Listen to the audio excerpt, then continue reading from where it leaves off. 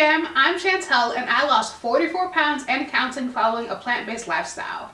Let's make a soup that is immunity boosting and also perfect for our fat loss journeys. To a preheated pot, I'm adding in some avocado oil. And we're gonna let this oil heat up a little bit. Then I am going in with some chopped onion. And we're gonna saute this up until it is translucent. Next, I'm going in with some chopped carrots, as well as some diced celery. And we're going to cook this for about 2 to 3 or 3 to 4 minutes. It doesn't have to be completely softened because we're putting broth over this.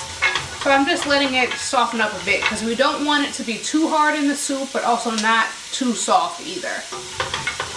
Up next is a whole bunch of garlic. So this is where the immunity boosting and the anti-inflammatory properties start coming into this pot. So I'm gonna let this saute for no more than 30 seconds to a minute because garlic burns easily and burnt garlic is disgusting. So I just give it a little, toss here and there before moving on to the next step, which would be putting in the rest of my spices and seasoning. So in this blend here, I have some turmeric, cayenne pepper, garlic, black pepper, onion powder, ground ginger, and some salt. So all of these spices are anti-inflammatory and immunity boosting, especially the turmeric, cayenne pepper, and ginger.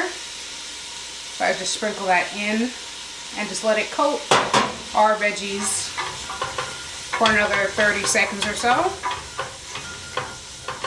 Then I am going in with one of my favorite broth flavors of all time. As you guys know, I absolutely love Better Than Bouillon broth base, and this one is a no chicken broth, and I'm just going to pour that over our veggies like so, and we're going to bring this to a boil. While we wait for this broth to come to a boil, I actually want to tell you guys the origin story of this recipe. I laugh now about it, but it wasn't a laughing matter at the time. So earlier this year, I was sick as a dog.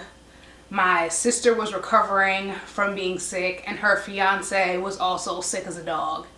And I'd never experienced that level of sickness before, and I think it was the worst sickness I've had outside of COVID. And I got myself enough willpower to get up out of bed to at least make some soup because that's what I was craving. And you know how they always say that like chicken noodle soup is very soothing and it helps, you feel better, faster, whatever. So I said, okay, I'm gonna make me some noodle soup, but I'm going to make it plant-based. So I got into my kitchen and I knew my sister was also nursing herself and her fiance. So I set up my little phone and recorded step by step what I was doing for this soup while simultaneously writing down the measurements for her so she could follow along. And to this day, she still watches those videos I sent, and I sound absolutely horrible on those videos. My voice was shot. I couldn't swallow without pain and all of that, so I sounded very ill on that video that I sent her, but she absolutely loves the recipe. She cooks it all the time, even when they're not sick, because it was just that flavorful and that delicious. And I think it was just kind of a funny origin story that I wanted to share. My broth is boiling, so now I'm going to work on my dumpling that I'm going to put into this broth to cook. So this is completely optional, but I am very much Caribbean, so if soup doesn't have dumpling in it, I don't want it. So here I have some flour and a pinch of salt. And I'm just going to take some water, pour it in with it, and we're going to just stir it together until it becomes kind of like a thick paste, for lack of a better description. We kind of just work it with our hands. And this is something that you kind of just play around with. So if it's too dry, you add more water. If it's too wet, you add more flour, and you go from there. The dough is perfect now. Let me give you a little close-up of it. So now I just rip off a little piece and just roll it in between my hands until we get these little like spinner looking things, and drop it right into the pot. And you just keep doing that until your dough runs out.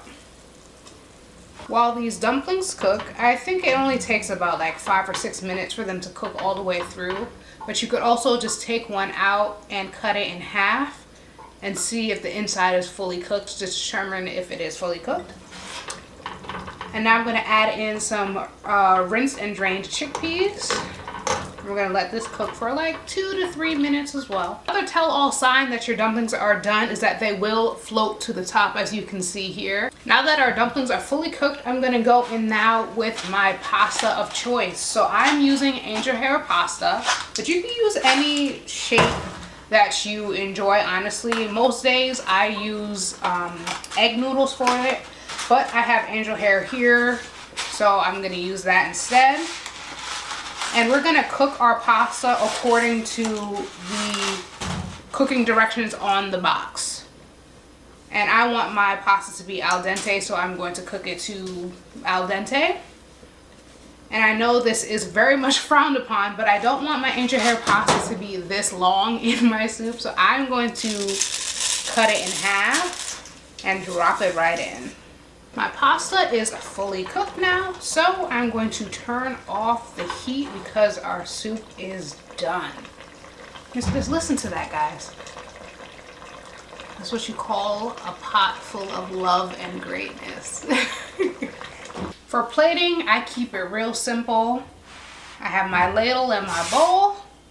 I make sure I get some noodles and the dumpling. Put it right in. And get that broth too. And I also like to add in some fresh cilantro for some added freshness.